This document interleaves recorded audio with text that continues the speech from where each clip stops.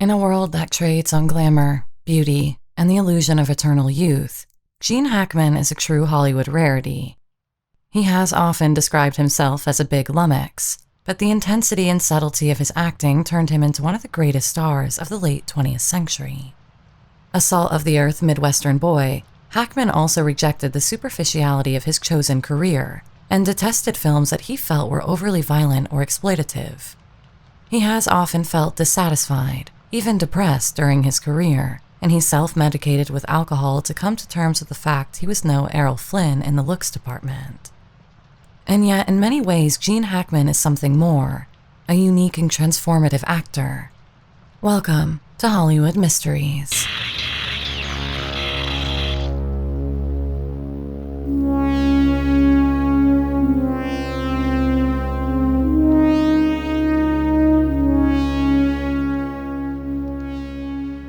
Born as Eugene Hackman on January 30th, 1930, in San Bernardino, California. He came from a modest background. His father, Eugene Ezra Hackman, was a journalist. His mother, Annalita Elizabeth Gray, was Canadian. Gene grew up with a younger brother, Richard, who was born in 1942. The Great Depression pushed Gene's father to seek work wherever he could find it, which prompted the family to relocate frequently. When Gene was 3, they settled in Danville, Illinois, a small town nestled in the Corn Belt about 120 miles south of Chicago. Gene's mother was a devoted movie enthusiast and often took him and his brother to the local theater. She once told him she would see him act on screen someday, though sadly she never got the chance. Gene admired swashbuckling heroes like Errol Flynn, Tyrone Power, and Douglas Fairbanks. But he was particularly captivated by James Cagney. Cagney's tough New York edge and commanding screen presence left an impression on young Gene. After watching Cagney's films, Gene would often stare at his reflection in a mirror, wishing he could be him, which would leave him in a funk for days. Even though he had a growing fascination with acting, Gene lacked the confidence to join drama clubs or theater groups. His weight made him self-conscious, and he avoided social activities like dances or dating in high school. When Gene was 13, his parents divorced, and his father left Danville to look for work elsewhere. He later reflected that his father's abrupt exit shaped his sensitivity to human behavior, which became a painful asset in his acting career. Though Gene attempted to rebuild a relationship with his father as an adult, they were never able to reconcile completely. Gene's father's absence affected him. He became withdrawn and often acted out. He even got into trouble with the law, spending a night in jail for stealing candy and a soda. In December 1946, a heated argument with his basketball coach led the 16-year-old Gene to walk out of school. On his way home, he passed the Marine recruitment office he had often noticed before. That day, on a whim and out of frustration, he decided to enlist. Being underage, he needed his mother's consent, and to his surprise, she agreed. Gene believed she either hoped the Marines would straighten him out or thought he would dislike the rigorous training and return quickly. In January 1947, just after his 17th birthday, Gene officially joined the Marines. While he despised the discipline of boot camp, he stuck with it for the taste of independence that it offered. He gradually adapted to the strict discipline of Marine life, which not only toughened him up, but also helped him shed weight. He eventually reached the rank of corporal. When the Korean War escalated, Hackman's battalion was deployed. However, a late-night accident changed his course. While riding a motorcycle, Hackman collided with an unlit tractor. The crash left him with a broken right leg, left knee, and right shoulder, rendering him unfit for combat. Although he was frustrated at being left behind, he later recognized that the injuries might have saved his life, as many soldiers from his battalion did not return. He was discharged in 1950 with a disability, his left knee now being held together by metal and plastic thanks to his accident. The GI Bill provided Hackman with $150 a month as a wounded veteran, enabling him to enroll at the University of Illinois. Since the bill required his studies to lead to a viable career, Hackman chose commercial drawing and journalism rather than acting. However, he found he lacked the patience for writing and dropped out after 6 months. He then set his sights on a career in radio, moving to Manhattan in 1951 to attend the School of Radio Technique. Living at the YMCA, he trained as a broadcaster while pursuing his interest in painting at the Art Students League. At a YMCA dance, Hackman met Faye Maltese, a secretary at Chemical Bank. He stood out to her immediately because he wasn't wearing any socks. She agreed to dance with him, finding him charming, and the two quickly became close. Hackman described their relationship as a case of opposites attracting. He was the small-town outsider, while she was a savvy New Yorker. Hackman believed acting could help him conquer his shyness, but he knew his looks would make it difficult to get a break. He joked that his face looked like your everyday mine worker, even though he did have a cleft chin reminiscent of stars like Kirk Douglas or Cary Grant. In 1956, Hackman married Faye on New Year's Day and moved to California to study at the Pasadena Playhouse of Theater Arts. The school's motto, "Work with the stars, become a star," promised big dreams, but Hackman felt out of place. Most of his classmates were younger, fresh out of high school, and exuded a polished, Hollywood-ready charm that he found intimidating. Hackman, with his unassuming looks and maturity, was labeled one of the students least likely to succeed, alongside Dustin Hoffman, who became one of his closest friends. With limited prospects, Hackman and Faye returned to New York. They moved into a small 6th-floor walk-up apartment in Manhattan, where Faye resumed work as a bank secretary to support them. Hackman, meanwhile, took on a string of odd jobs to make ends meet. He worked as a soda jerk, a counterman at Wheeling Drugs, a truck driver, and a woman's shoe salesman at Saks. He found these jobs miserable, especially polishing leather furniture at the Chrysler Building, a job he later called his worst. In 1958, Gene Hackman began studying acting with George Morrison, who was influenced by Lee Strasberg's method approach. That year, Hackman reconnected with Dustin Hoffman, who had finished studying at the Pasadena Playhouse. Hackman eventually introduced Hoffman to Robert Duvall, and they formed a tight-knit trio that supported one another through the ups and downs of their early careers. The group grew to include struggling actors like Elliot Gould, James Caan, Jon Voight, and Robert Redford. They spent their time organizing play readings, playing music, and acting out dirty jokes. As you might imagine, this pack of prospective A-list stars got up to plenty of capers as young men on the loose in New York City. I don't have the space in this video to go into all of their antics, which were, at least in Hoffman's case, pretty explosive, shall we say.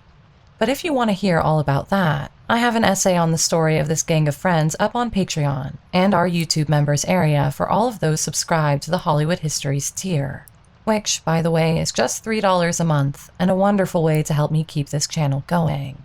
And if you're on a budget, then hitting subscribe and liking the video is just as good when it comes to letting YouTube know that you like this video and want me to make some more of them. So thanks for that. And I hope to see some of you over on Patreon for chat and our weekly essays. All of the info is in the description below, but now back to the main story.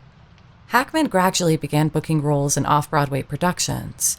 He also made his television debut on April 22, 1959, in an episode of CBS's The United States Steel Hour, titled The Little Tin God. Reflecting on those years, Hackman later said, "New York was really great for me. I was very immature when I got there, but by the time I left, I understood how things worked and what it took to succeed. If I had started any younger, I think I would have quit acting. I didn't have the discipline back then. But I finally reached a point where I understood what it meant to be a good actor." During this period, Faye was pregnant with their first child. Knowing she would soon leave her job, Hackman felt the pressure to support their growing family. Having grown up without much of a father figure himself, he was determined to do things differently. The roles he landed were not leads, but they were enough to keep him motivated. He often found that just when he felt ready to give up, a small job would come through, giving him the boost he needed to persevere. He credited his family, particularly Faye, with keeping him grounded. Hackman once remarked that without her, his life would have been unbearable. Coming home to her every night gave him the strength to keep going. Hackman made his film debut in Mad Dog Cole from 1961, a crime drama set in the Roaring '20s. Filming began in New York in late 1960, with additional scenes shot at Baltimore studios. Though his role in the film was small, it marked an important milestone in Hackman's career. He was now on the path that would lead him to a starring role, a dream for both Gene and his mother, Anna. However, in 1962, Anna passed away, tragically before she had the chance to see her son in his heyday. On August 31st, 1964, the New York Times announced that Hackman had secured his first Broadway lead in Gene Kerr's comedy, Poor Richard. That same year, Hackman landed a small part in Lilith, the final film directed by Robert Rosen. Acting alongside Gene Seberg and Warren Beatty, Hackman made the most of his screen time. Though Lilith was a failure when it was released, it became known years later as an underrated art film. Hackman formed a good working relationship with Beatty, and this would turn out to be one of the most useful acquaintances he would make in his early career. Upon returning to New York, Hackman learned that Faye was expecting their second child. The news came as Hackman prepared to take on a major role in Mike Nichols' The Graduate. Cast as Mr. Robinson, he was excited about the steady paycheck and the chance to work with his close friend, Dustin Hoffman. However, just a week into filming, Hackman was fired by Murray Hamilton. Looking back on the experience, Hackman later said, "I got fired, I think, because I didn't fit the director's or writer's vision of the character. In rehearsals, I like to explore and take my time, but I think they found that too slow." Shortly afterward, Hackman received a phone call from Warren Beatty about a role in the upcoming Bonnie and Clyde. Beatty, who was producing the film, cast Hackman as Buck Barrow, Clyde's older brother and a fellow ex-convict. Director Arthur Penn guided Hackman to a deeply physical performance, especially in Buck's death scene. Penn instructed Hackman to think of a dying bull as inspiration.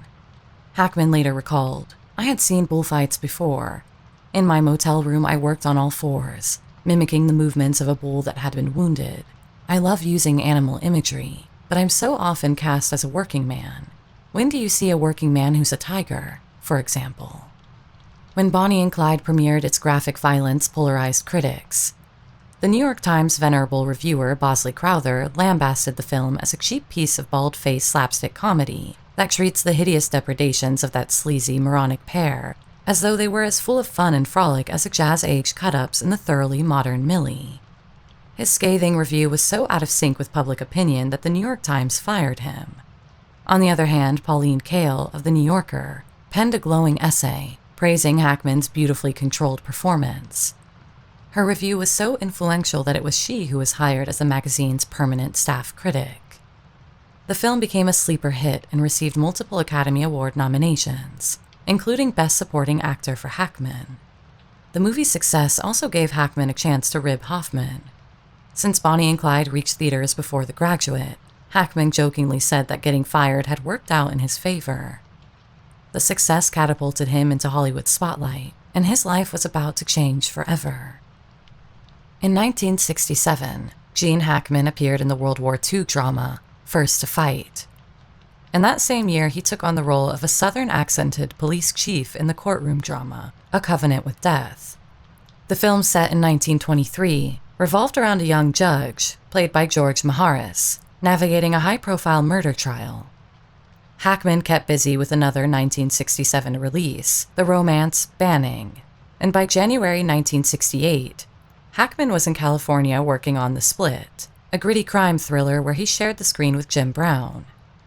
Later that year, Hackman joined the ensemble cast of The Gypsy Moths, a romantic action film directed by John Frankenheimer. The story followed a team of parachute stunt performers, led by Burt Lancaster, as they performed in small-town Kansas during a 4th of July celebration. The film has been cited with kicking off a surge in skydiving's popularity in the 1970s. Though he did not perform the film's stunt jumps himself, those sequences were created with the actors spinning against rear projection screens. He was thrilled by the aerial action. Inspired, Hackman took up flying as a hobby, eventually learning to pilot planes and even learning stunt flying. Director John Frankenheimer praised Hackman's performance as something extraordinary. Frankenheimer thought Hackman's character was the emotional core of the movie. "He was the engine that made the film work," Frankenheimer said. The director saw Hackman as one of the greatest actors of his time. In 1969, Gene Hackman took on the role of Buzz Lloyd, Apollo guidance pilot in the science fiction thriller Marooned. and then teamed up with Jim Brown for the second time in Riot, a crime drama filmed on location at Arizona State Prison.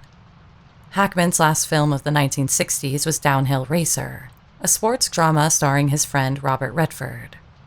The movie focused on Redford's character, David Chapelet, a competitive skier aiming for Olympic gold. Hackman played team coach Claire, a role he found somewhat underwhelming, later admitting he felt like a high-priced extra during filming. The cast looked on with envy as they saw crates of champagne being lugged up the mountainside for the shoot of the massive-budget James Bond film on Her Majesty's Secret Service, which was shooting right next door.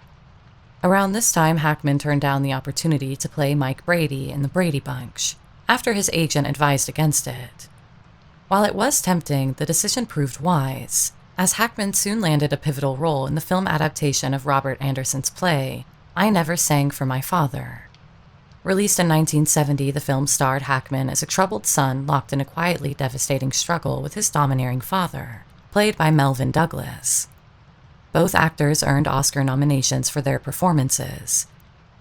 With steady work and a secure income finally in place, he found himself feeling unsettled. He described this shift as disorienting, saying he had grown used to the unpredictability of his life and wasn't prepared for the stability that now came with his success. In 1971, Hackman appeared in Doctors' Wives, a drama he later admitted he never even watched. The film faded pretty quickly from public memory. His next project, the British-American Western, The Hunting Party, offered him a darker role as Brant Rudger, a sexually sadistic rancher. Hackman's performance in the film, particularly in the climactic desert scene, was impressive for its intensity, but he hated the excessive violence and gore. He vowed not to take on roles that leaned so heavily on gratuitous bloodshed again. The film also brought some trouble at home. A magazine published a photo of his double with nude women on his lap, assuming it was Hackman. The mix-up upset Faye, who also believed it was him, and it strained their already difficult long-distance relationship. Hackman spent much of his time on film sets far from his family, which Faye resisted joining due to their children's schooling. Hackman agreed with her decision but felt the pressure of balancing work and family life. Looking to stay closer to home, Hackman took on Cisco Pike next, which was filmed in California. The movie was the directorial debut of B.L. Norton and featured Chris Christopherson in his first acting role. Hackman played crooked narcotics officer Leo Holland, who blackmails Christopherson's character into selling a large quantity of confiscated marijuana within a tight deadline. The film flopped upon release, but gained cult status in later years for its gritty depiction of the Los Angeles counterculture of 1970. The delayed release and the difficulties of the last few films seemed to point to a slump for Hackman. But the next project would turn his life around dramatically. In 1971, Gene Hackman took on what would become the defining role of his career in The French Connection. The film tells the story of Jimmy Popeye Doyle, played by Hackman, and Buddy Cloudy Russo, played by Roy Scheider, two detectives in Brooklyn's Narcotics Bureau who uncover a massive heroin smuggling operation worth $32 million. Hackman described the opportunity as serendipitous. "The French Connection was just a lucky break for me," he said. "The studio wanted a star and the director, Billy Friedkin, wanted an unknown. I kind of fit in the middle. I'd done some films, had been nominated for Bonnie and Clyde, but I wasn't a big name yet. I'll always be grateful to Billy for giving me that chance, and for putting up with me." The role of Popeye Doyle required Hackman to embody traits far from his own personality. Doyle was tough, cynical, and often a cruel cop who wasn't above using racist slurs or roughing up suspects to get what he wanted. This wasn't easy for Hackman, who disliked authority and hated the kind of brutality his character represented.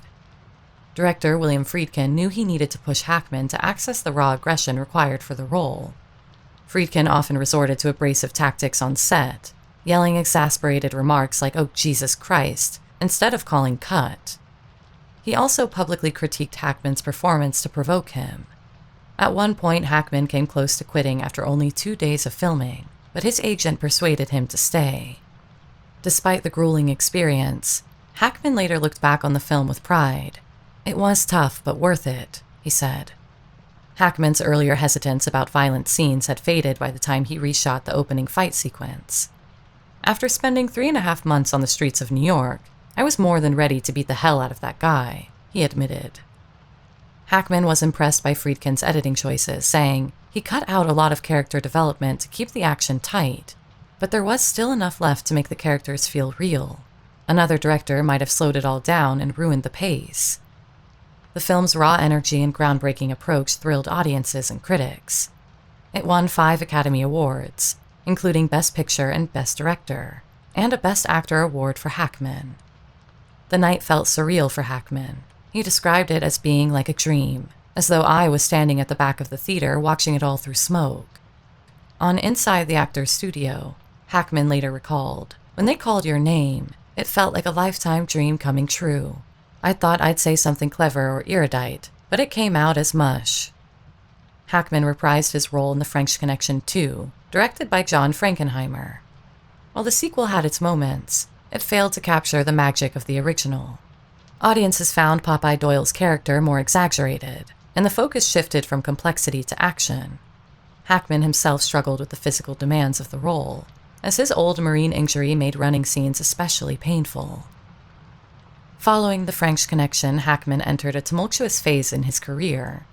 From the 1970s to the mid-80s, I did several films that were praised artistically but didn't succeed commercially, he recalled. When they didn't work, I started thinking, to hell with it. Just tell me how much you'll pay and I'll do the job. While he admitted to faking it at times, Hackman emphasized that he never stopped caring about his craft. "I make it sound like I didn't care," he said, "but I cared a great deal." In an interview with the New York Times on November 21, 1971, Hackman spoke more about the roles he wanted to play. "I certainly don't want to do just tough guy parts," he said. "I don't enjoy it that much. It takes so much out of me. I'm an easygoing person, but I think I have a kind of braveness. I like fast cars, and I like doing aerobatics in a plane I rent in California." At 42, Hackman had finally become a major star. Now he had direct influence over scripts and casting decisions. However, he noticed a shift in how others treated him. "People deferred to me, which was fascinating and dangerous," he remarked. "You could use that power to get what you wanted, or let it feed your ego and become a monster."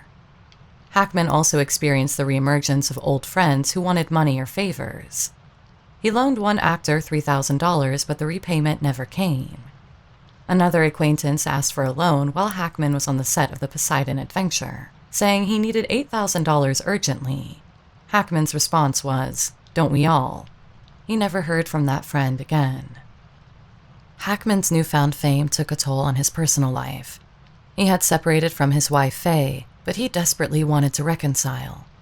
She had been the stabilizing force in his life, and Hackman admitted he needed her more than ever. They would eventually reconcile, but the marriage was difficult for both of them. In the midst of this upheaval, Hackman began filming The Poseidon Adventure in April 1972. The action-packed disaster film shot on the RMS Queen Mary and 20th Century Fox soundstages followed a group of passengers struggling to escape a capsized ocean liner. Hackman played Reverend Scott, an unruly priest leading the survivors to safety. His performance required physical endurance, as he performed many of his own stunts, including climbing, swimming, and navigating through fire and steam. However, a stunt double was used for the dramatic moment when the ship overturns. The film, released on December 13, 1972, became a massive commercial success, and it ran with the simple tagline of "Hell Upside Down." Despite critical panning, it was the highest-grossing film of 1973. Hackman defended the movie against negative reviews, arguing, "In the end, you trust the box office. A film only works if the public likes it." Ironically, Hackman never actually watched the completed film himself. During a 1974 appearance on The Tonight Show with Johnny Carson, Hackman discussed being approached for a sequel to The Poseidon Adventure, even though his character had died in the original. The filmmaker suggested a scene where he would appear hanging off a helicopter asking, "Did my brother make it?" Unsurprisingly, this cornball proposition didn't much appeal to Hackman, and the sequel, 1979's Beyond the Poseidon Adventure, sank harder than the ship itself. Hackman saw himself as a character actor first, and a star second. His goal was to immerse himself completely in roles, letting his own personality fade into the background. He wanted to take on challenging characters that earned the respect of peers and critics alike, without losing his appeal as a bankable name. Hackman was wary of becoming trapped in conventional leading roles, which he feared would bore him and undermine his self-respect. He also had ambitions to direct and return to the stage, though he quickly learned that even an Oscar didn't guarantee every dream would materialize. In 1972, Hackman was offered a role in Scarecrow, a drama directed by Jerry Schatzberg. The film, shot in California, Denver, and Detroit, followed the unlikely friendship between Max, an ex-convict played by Hackman, and Lion, a sailor played by Al Pacino. The two meet while hitchhiking and bond over their shared dream of opening a car wash in Pittsburgh. The production was unique in that the film was shot in sequence, allowing Hackman to naturally develop his character over time. For him, Scarecrow felt like a return to the raw, character-driven storytelling he loved in Bonnie and Clyde. Working with Pacino added another layer of excitement. Though the two actors were quickly at loggerheads off-screen, Hackman admired Pacino's talent. Pacino later admitted their differences made it harder to portray the close bond between their characters. Both actors delivered memorable performances nevertheless, but the film's total failure at the box office left Hackman feeling depressed about the movie business. During the same period, Hackman starred in Francis Ford Coppola's The Conversation, which was filmed between late 1972 and early 1973. Hackman played Harry Call, a surveillance expert tasked with recording a seemingly mundane conversation between two people in San Francisco. As Harry becomes obsessed with the recording, he uncovers darker implications about the people involved and their fates. Coppola, fresh off the success of The Godfather, wrote and directed The Conversation as a much more personal project. He envisioned Harry as a dull, middle-aged man whose life revolved around his work. Hackman, in his early 40s at the time, loved the challenge of portraying Harry's awkwardness and moral ambiguity. Much of the film's tension came from Hackman's understated delivery, particularly during scenes where Harry listens to the same recording repeatedly, piecing together its meaning. The slow build-up of suspense made the film's climactic moments even more impactful. Released during the Watergate scandal, the film's themes of surveillance and paranoia really tapped into the zeitgeist with audiences and critics. It earned 3 Oscar nominations and won the Palme d'Or at the Cannes Film Festival in 1974. With so much seemingly going his way, Hackman looked to be living the dream, but he found himself depressed and downhearted. The commercial failure of Scarecrow left him feeling disillusioned, and he began to drink more and more. Hackman confessing that he often started his evenings with 2 vodkas and tonics, just to quench his thirst, before having more later. His drinking altered his temperament, and his reputation as a curmudgeonly and even confrontational figure on set was now solidly formed. With his personal life in disarray and his career skyrocketing, Hackman did what any working-class American would do to alleviate his troubles. He threw himself into his work with incredible enthusiasm. One of the highlights of 1975 was Arthur Penn's Night Moves, a neo-noir thriller infused with psychological depth. Hackman took on the role of Harry Mosby, a weary Los Angeles private detective whose life is as tangled as the cases he investigates. Mosby is hired by a fated actress to locate her missing daughter, who also happens to be the source of the family's trust fund money. What begins as a straightforward missing person investigation quickly spirals into a labyrinth of deception, betrayal, and violence. Beyond the mystery, the film delves into Mosby's crumbling personal life, particularly his failing marriage. Hackman's portrayal brought new dimensions to the classic private investigator archetype. He combined the cool detachment typical of noir detectives with a deeply human vulnerability. Mosby isn't just chasing down clues. He's grappling with his own insecurities, regrets, and a sense of disconnection from the world around him. If Hackman felt connected to the character, he was struggling to connect with anyone else at this time, and was reportedly sullen on set. Having said that, all who worked on Night Moves were extremely impressed by the raw talent he displayed in his performance, and the attention to detail he was able to bring. In 1974, he made a brief but iconic appearance in Mel Brooks' Young Frankenstein, as Harold, a blind hermit. His comedic timing was perfectly in tune with the zany atmosphere of the film. Later that year, Hackman took on a grueling shoot in Bite the Bullet, a period western directed by Richard Brooks. Filmed across the rugged terrains of New Mexico, Arizona, and Nevada, the project proved to be one of the most physically demanding of Hackman's career. Brooks lauded Hackman for his commitment, comparing him to Lee Marvin, but without the wild streak. Co-star Candice Bergen remembered a heated argument with Hackman during production.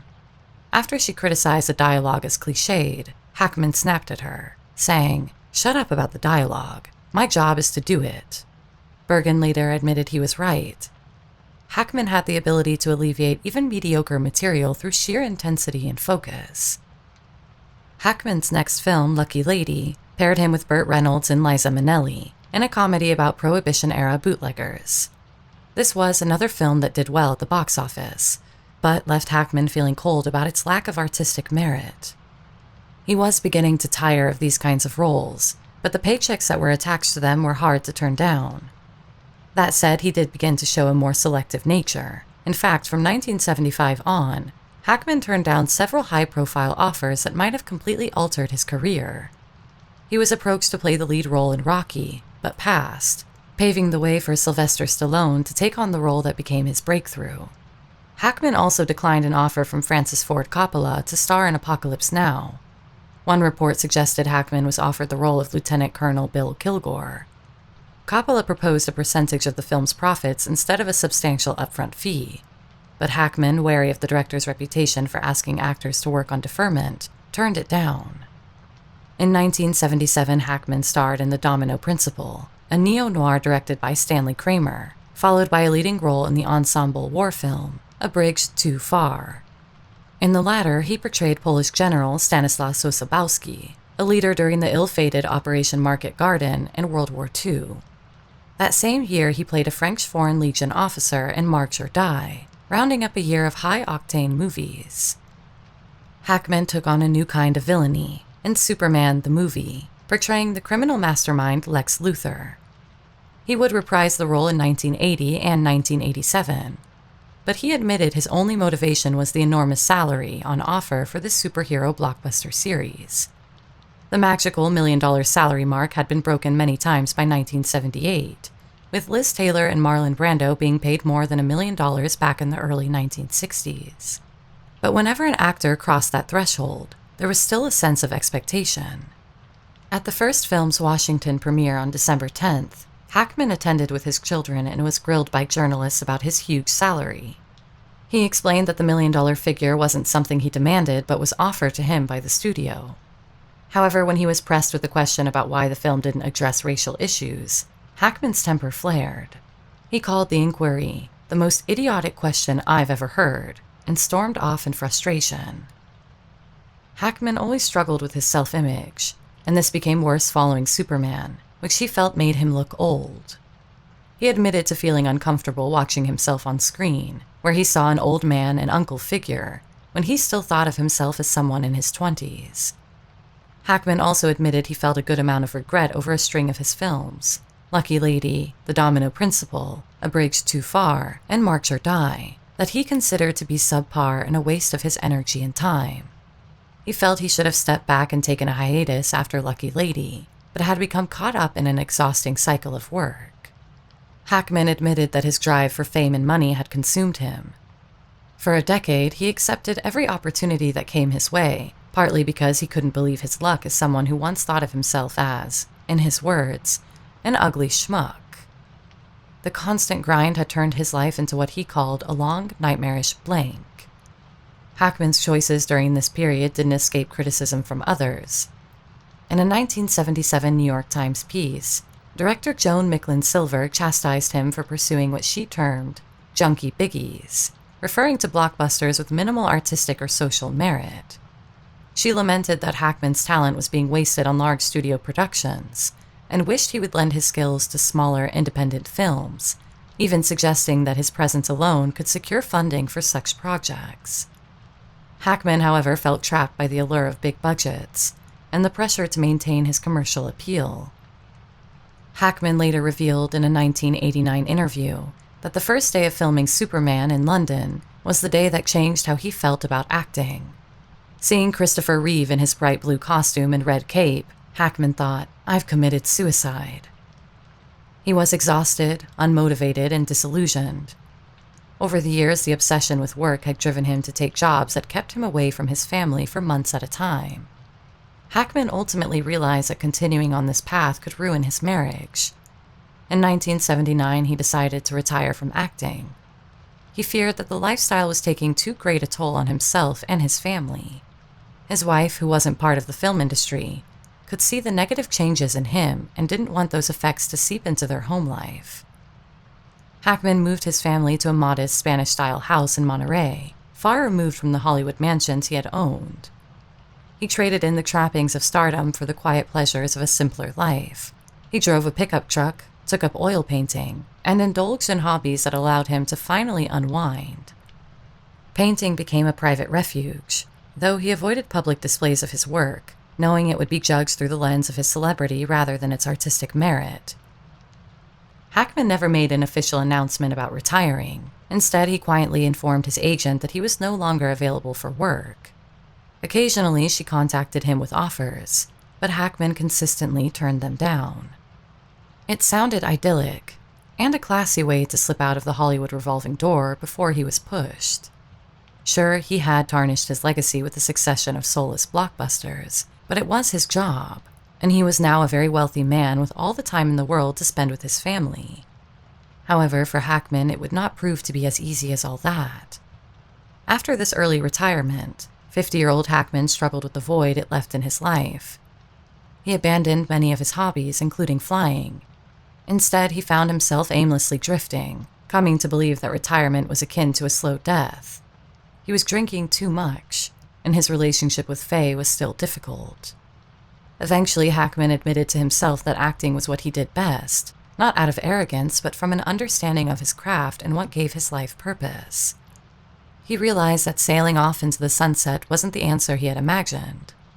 Hackman came to accept that his remaining working years would be devoted to acting, as it was the one thing that motivated him to get up in the morning. Time away from Hollywood also gave him clarity. He resolved to leave behind the frantic pace of his earlier career. Now he aimed to focus on fewer, more meaningful roles. Hackman's return to the screen included roles in 1981's All Night Long alongside Barbra Streisand, and in Warren Beatty's epic Reds from the same year. Hackman initially hesitated to join Reds, but agreed after Beatty reminded him of how Hackman owed him one after their collaboration on Bonnie and Clyde had launched his career. Feeling indebted, Hackman flew to England for the production. Reds chronicled the life of John Reed, played by Beatty, an American journalist who became entangled in the Communist Revolution in Russia and worked to bring the revolt to the United States. The film's huge scope and historical detail turned it into a major success, with Hackman contributing his usual depth and gravitas to the ensemble cast. In 1983, Hackman starred in Eureka, a murder mystery directed by Nicholas Roeg. The film told the story of Jack McCann, an Arctic prospector who strikes gold and becomes the world's richest man. McCann purchases an island off the coast of Miami, where he builds a lavish property called Eureka. Hackman initially felt aligned with Roeg's artistic vision, as the director's emphasis on cinematography and art direction intrigued him. However, their working relationship quickly soured. Roeg's meticulous approach, using a single camera and carefully lighting each shot, contrasted sharply with Hackman's preference for efficiency. The director's habit of shooting numerous takes from different angles tested Hackman's patience, as he preferred minimal takes and a faster pace. Tensions mounted as Roeg rejected take after take, and there were soon heated arguments erupting between the two.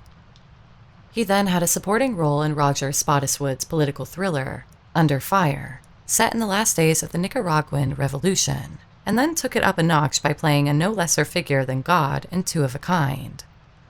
By 1982, Gene Hackman's personal and professional lives were both at a crossroads. He decided to sell his family home. That same year, he separated from his wife, Faye, once again, citing irreconcilable differences. The strain had been building, and they would finalize their divorce in 1986. The long shoot for Eureka only added to the stress, as Faye seemed to prefer the stability of him not working at all. Hackman admitted in an interview that maintaining a personal life in Hollywood was particularly tough, especially when his career kept him on the road so much. While his teenage daughters continued living with their mother in a smaller house he provided, Hackman himself often stayed in hotels. He admitted to feeling restless and dissatisfied, worrying that his career was slipping away because he no longer gave it his full attention. After completing Twice in a Lifetime, Hackman took time to unwind by studying with a Russian painter. Once recharged, he would return to Hollywood with even more determination to work than before, pumping out an extraordinary 9 major films in 5 years at the end of the 1980s. To begin this hugely productive period, Hackman received an offer from Arthur Penn to star in Target. Filming began in late 1984 and took place across Texas, West Germany, and France, with interior shots at Paris's Studios de Boulogne. The action-packed role required Hackman to stretch his range, speaking French and German, singing, fishing, and handling firearms. Hackman's next project was Power, directed by the legendary Sidney Lumet. Originally titled Special Action, the film cast Richard Gere as Pete St. John, a political consultant navigating the murky waters of modern election campaigns. Hackman played Wilfred Buckley, Pete's former employer and a rival consultant working on opposing campaigns. Hackman spoke highly of Lumet's energy and innovative approach to filmmaking. He admired the director's ability to keep the production moving quickly, often changing locations 2 or 3 times in a single day, particularly during the first week of filming when Lumet encouraged collaboration and experimentation. He enjoyed the theatrical style Lumet encouraged, finding it refreshing compared to the restrained naturalism prevalent in many films of the time.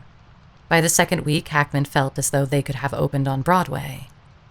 Hackman was especially impressed with Richard Gere's performance, which he felt anchored the film.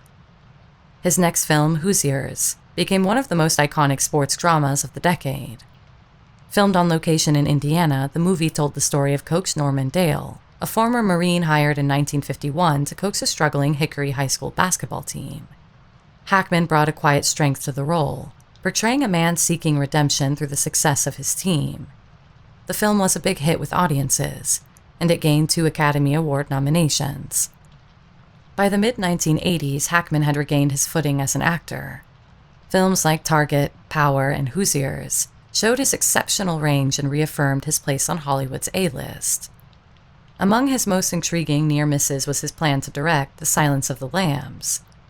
Hackman was, like so many upon its release in 1988, blown away by the Thomas Harris novel. So he immediately purchased the film rights with the intention of directing and playing FBI agent Jack Crawford. He envisioned Michelle Pfeiffer as Clarice Starling and John Hurt as Hannibal Lecter, an alternate universe version that surely would have been fascinating. However, before production could begin, Hackman decided to commit to Mississippi Burning instead.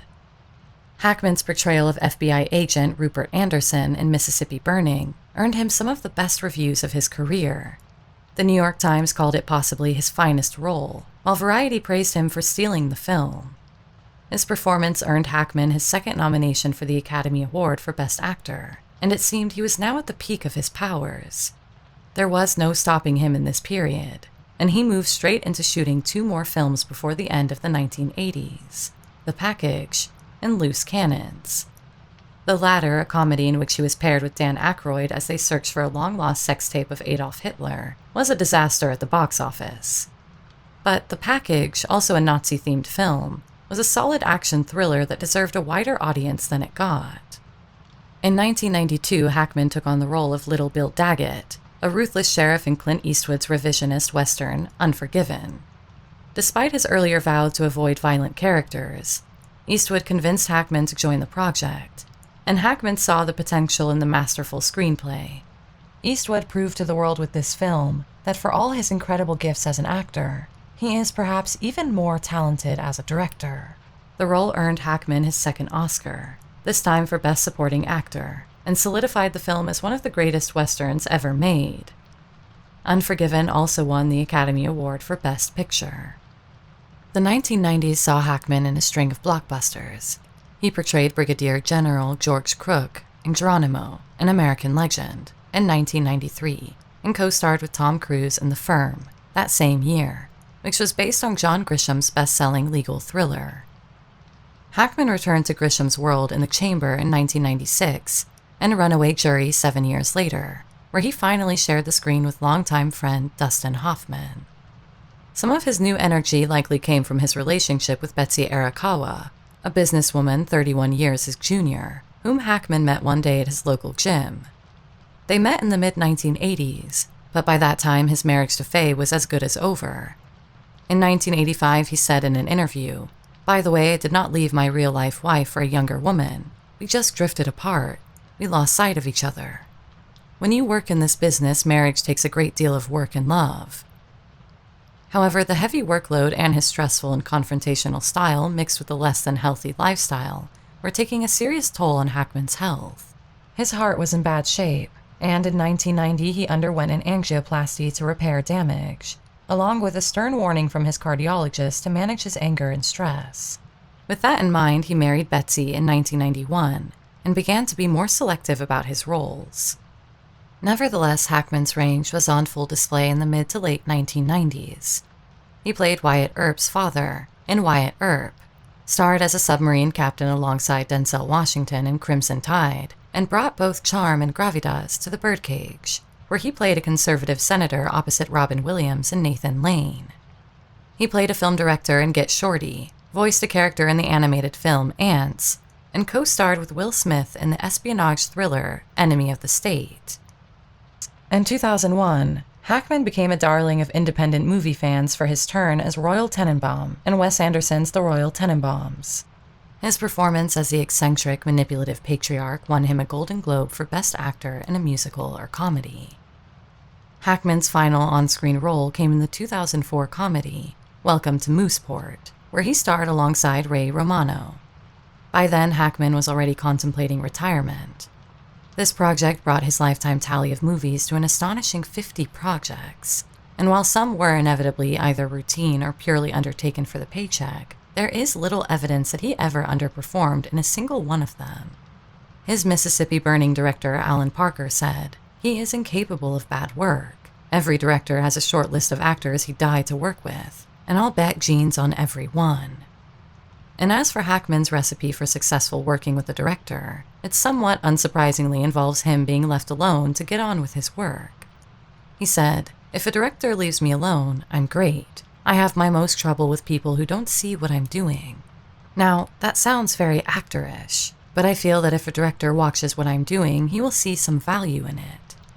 If he doesn't like it, it's probably because he's not watching. It sounds like what I'm saying is that I'm precious, but I don't feel that way. But I do feel that if somebody has hired me, they know the work I have done and they get the package. They know me and they know what I bring to the work. Sidney Pollack, or Arthur Penn or Coppola or Clint Eastwood, when they hire you, they know what you can do. They know you're right for the part, and they let you do it. Your taste and sensibility permeates that role, and people perceive that as character. In 2008, while promoting his third novel, Hackman confirmed he had officially retired from acting. Speaking about his decision in 2009, Hackman said, "The straw that broke the camel's back was actually a stress test that I took in New York. The doctor advised me that my heart wasn't in the kind of shape that I should be putting it under any stress." However, Hackman was not the kind of character who could simply avoid stress, it seems. On January 13th, 2012, Hackman was struck by a car while riding his Trek mountain bike without a helmet near Isla Mirada, outside Miami. A 60-year-old woman driving a Toyota Tundra hit him from behind, throwing him off his bike. The actor was airlifted to the Ryder Trauma Center with a deep gash on his forehead and additional injuries to his body. Early reports suggested that he was in a serious condition. Despite the severity of the incident, Hackman insisted he was fine after being released from the hospital later that day, describing his injuries as just bumps and bruises. Following the accident, rumors circulated that Hackman might make a return to film in Martin Scorsese's The Wolf of Wall Street. There was speculation that Hackman would provide the narration for the film's opening, but the role ultimately went to Edward Herrmann. Later in 2012, Hackman made headlines for a different reason. On October 30th, he slapped a 63-year-old homeless man in Santa Fe, New Mexico. The man, Bruce Becker, reportedly approached Hackman and his wife, Betsy, in a threatening manner as they were leaving a restaurant.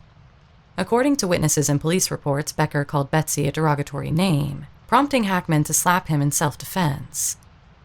Hackman explained to authorities that he feared for their safety, and the police determined no charges would be filed. The couple had reportedly encountered Becker in the past and had given him food and money, but this confrontation escalated into a violent encounter. In retirement, Hackman turned his creative energy to writing. Collaborating with undersea archaeologist Daniel Lenihan, Hackman co-authored 3 historical fiction novels: Wake of the Perdido Star, Justice for None, and Escape from Andersonville. He also penned 2 solo works: Payback at Morning Peak, a revenge tale set in the Old West, and Pursuit, a modern police thriller.